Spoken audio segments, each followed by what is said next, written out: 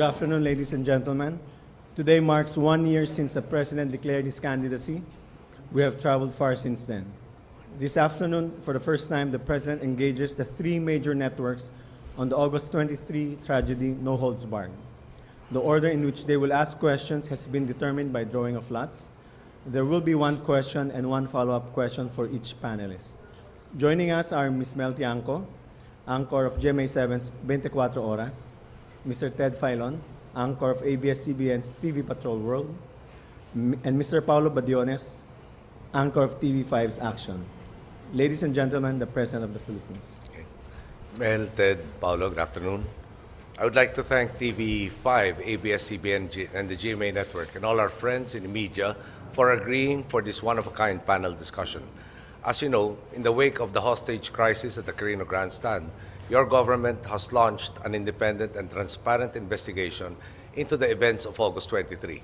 I am confident that the results of the investigation will be fair, impartial, and thorough.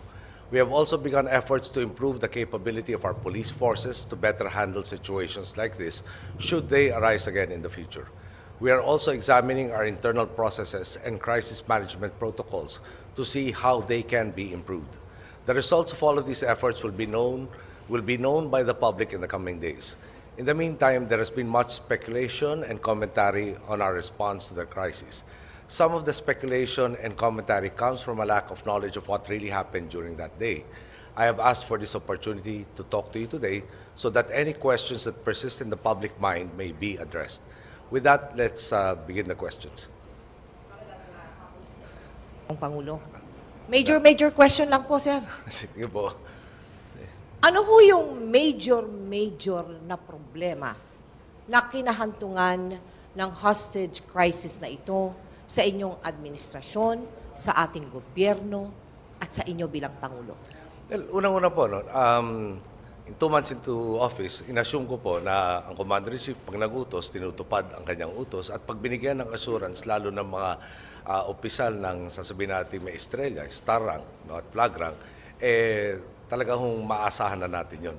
At lumabas po, nung umalis po ko ng pangarap close to 8, about 10 to 8, no, nung nangyari na po yung pagbaril do sa gulong ng bus, yung napakatagal na pagpasok ng SWAT, yung hindi alam nung gagawin na SWAT, doon po talaga napuno na tayo na yung assurances na ibinigay sa atin, hindi po natupad. At tumungo tayo at hinanap na natin yung mga opisyal na concern. No? Part 1 po yan. Yung pangalawa po, may assumption rin po ako na after nung Peninsula Siege, no? Meron po mga guidelines sa mag-govern sa conduct ng ating mga kasamaan sa media sa ganito mga krisis.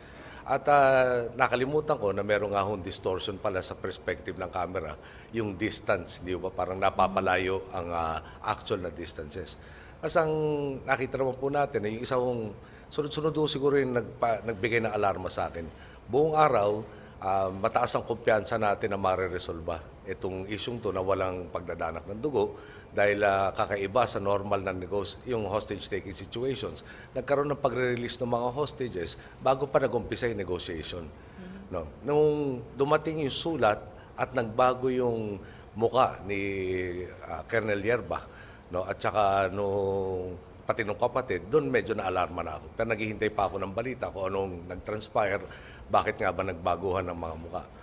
Sumunod to, nung dumating ako sa pangarap, doon ko nakita yung pag-aresto doon sa kapatid, si SPO2 Mendoza. At napag-isip ako, sino kaya nag-utos nito at bakit naman kailangan ipakita pang yung pag-aresto na ganung estilo at ganung sitwasyon. At ano kaya epekto mangyayari nito. So, pagkatapos nga ako noon, sumunod na yung pagputok doon sa mga gulong ng bus. At sa akin pananaw ko, parang napakatagal na pagkilos ng assaulting team. At again, no, bakit ang tagal? Sino nag-utos ito pagpuputok nito? Bakit kailangan putukan? At hindi kaya naisip ko anong magiging reaction ni Captain Mendoza. No? So, yung lahat pong yan, ulitin ko lang po, no, yung buong akala ko, close to 25 years ago, nung presidente po aking ina, nag-demonstrate na po ang kakayahan ng PSG, amongst other units, no, na mag-conduct ng rescue sa isang bus hostage-taking situation. 25 years ago na po yun.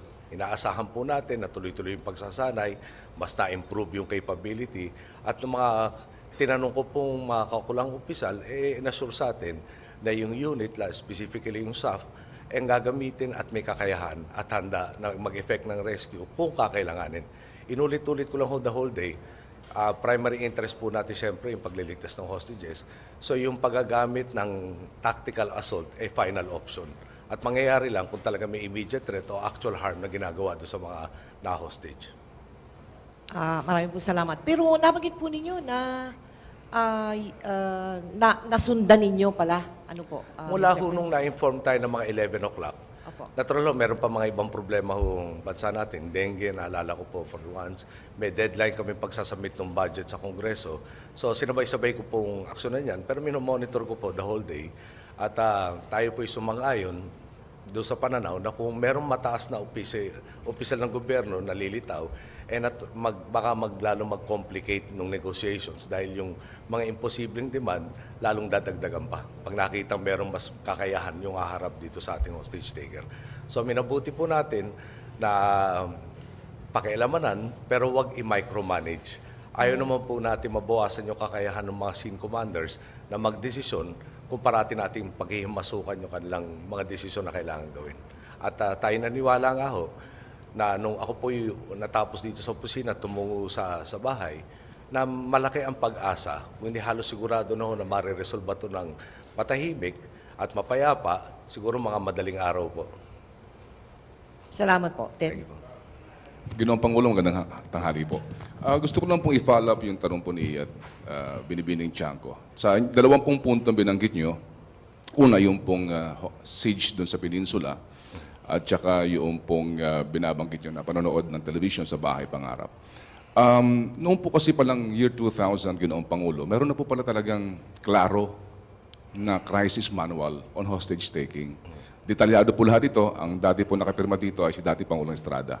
Doon po nakalagay din kapag ang hostages ay mga dayuhan, kung anong dapat gawin ng pamahalaan ng Pilipinas, pati po control ng media. Nandun po lahat detalyado. Hindi ho ba ito nalaman ng mga abogado ng Malacanang, mga malapit po sa inyo, na dapat po sana, nung panahon na yon, ito ho ang ginamit at hindi po nangyari yung nangyari? Well, kung babasahin po natin yung manual, nakalagay po doon pag foreign nationals involved, lalo na pong embassy ang nalusob, nakikipag-ugnayan tayo doon sa foreign governments concerned. At yun naman po ginawa. Si Secretary Romulo at saka Undersecretary, Conejo yata kung ang pangalan. I'll have to check the name, no? Was in touch with the number 2 guy of the embassy from almost at the same time that I was made aware of it. Tayo rin po nakipag-ugnayan sa kanila. I instructed Secretary Romulo to get all of the data that was available as far as the hostages were concerned as soon as it was determined that they were of Chinese nationality rather than Korean. As you know, noong umpisa ko, Korean nationality sinasabi. Ano yung personal circumstances? Baka merong medical conditions, blood types, etc. So I did instruct Secretary Romulo to get that necessary information, to find also the necessary language translators. Kung sasakaling meron nung kakailanganing assault, meron nung mga commands na sasabihin yung assaulting team, na siyempre might not be able to respond kung English or even Tagalog for that matter, di ba? More especially rather for Tagalog. So I asked them to specifically look for translators fluent in Mandarin and Cantonese, just to make sure that if there is a need, magagawa pa yun. So siguro what I'm trying to say is the manual also states that for a situation like that, it should be handled at the lowest level possible. And in the person of the Peace and Order Council of Manila would have Mayor Lim as the head of the Peace and Order Council. And as you know, he is both a bemedaled officer, competent and experienced as far as these matters are concerned. No? Yung scene commander, General Magtibay, was backed up by General Santiago, who was the former commander of the SAF and who is a person known to be very capable, yung the person of Santiago. No? And I was, perhaps in hindsight, no, perhaps I should have taken a more active role in the sense that yung belief ko that General Santiago would oversee General Magtibay properly and completely did not happen. So, nung panahon pong yun, inaamin niyo po na hindi ho yun alam pa ng inyong team, sir? Kasi po doon din nakalagay po, pati yung media handling, maliwanag po doon, yung pong perimeter na kinakailangan. lahat Binasa ko ulit kasi kanina, Ted. Opo, opo. At contrary to the belief na napaka-complete, mukhang complete. Pero pag binasa nyo thoroughly, marami na rin ng revisions na kailangan gawin. Yung pong draft ng revisions, pagka hindi ko matatapos by tomorrow, if I'm not mistaken, we convened last week a lot of the members of the cabinet and headed by the National Security Advisor precisely to review all of the existing protocols. You will also note that there are so many recommendations as you noted, di ba? President Estrada was president at the time. This was circulated in 2000. Marami po doon hindi ginawa eh. Kulang. No? Yung capabilities, yung upgrades, yung training both the PNP and the AFP for these units na complete has not been really addressed. Ngayon yung the manual also talks of natural disasters, no? And when the NDCC convened, when Bashang came about, I was very pleased already with the levels of performance and competency demonstrated by all the respective agencies. I had no, there's a concept of presumption of regularity nagawa na ng NDCC which is for man-made natural disasters. Yung I perhaps mistakenly assumed that those involved in man-made disasters were also attuned to their functions.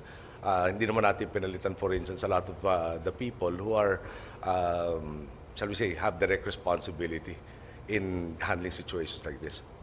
Ginoong Pangulo, ito ho'y follow-up din po doon sa tanong po kanina ni Binibining Tiangco na po. Nabanggit niyo po yung nandun kayo sa bahay pangarap, nanonood po ng telebisyon. Opo. So, pwede ho ba nating pong maikwento po lamang Ginoong Pangulo kung paano po kayo napunta ng Emerald Restaurant? Para din po maklaro po din yung mga marami pong kung ano-anong balibalita na kesyo kayo po daw itinanghali ng gising nung araw na yon. Siguro mas maganda maipaliwanag po kung from kailan nyo natanggap yung report hanggang sa napunta po kayo ng Emerald Restaurant, sir? Well, nung umaga po, binabasa ko po yung draft message ng budget. It's a 31-page document outlining yung priorities for the budget. Palapit na po yung deadline ng submission nun. Submission of the budget to Congress. No? Number two, yung media did point out yung issue sa dengue. I answered initially that Secretary Ona had not informed me of anything unusual. So I made it a point to look for him and ask him what the status was. Only to find out na medyo talagang he should, parang, ano ba pagka-describe niya sa akin? Sir, marami na kayo iniisip, na-handle namin to, hindi na namin bringing to your attention, which I corrected him for that wrong notion. So, and somewhere along that process, I was also reading two of the broadsheets, and after which is my normal practice, I opened my cell phone because yung parang I find it difficult to ignore all of these text messages. So, newspapers first before the cell phone. And one of the first two messages was about the hostage-taking situation. So I managed to turn on the TV when they were just setting up yung equipment by the negotiators. If you remember, they were bringing monoblock tables and chairs. So it was before that I caught parang the coverage of this incident. At which point, before turning it on, after getting the text messages, I called up Director General Versosa. I asked him if he was aware of it. I asked him who the ground commander was. And that's when I was informed that it was both Magtibay as ground commander and General Santiago was present to back up General Magtibay. So I guess that was a little before 11 or thereabouts when I turned on the TV set. And from there, I made numerous phone calls na to so many parties concerned. Lahat na maisip po natin na baka may kaugnayan dito. Some point in the day, I talked to Secretary Soliman, Vice Chair of NDCC.